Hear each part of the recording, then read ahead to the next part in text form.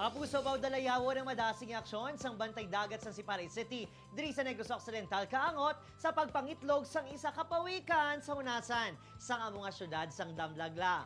Pagkatapos makabaton sang report, gilayon nga ginpadulungan sang grupo ang lugar. Ini ang ginkudalan para protektahan kag mamonitor ang mga itlog.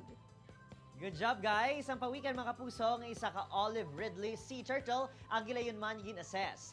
Ini nagalapad sang 66 centimeters kag nagalaba sang 70 centimeters. Antes ini ginbalik sa dagat, ini ang ginbutangan pa sang tag.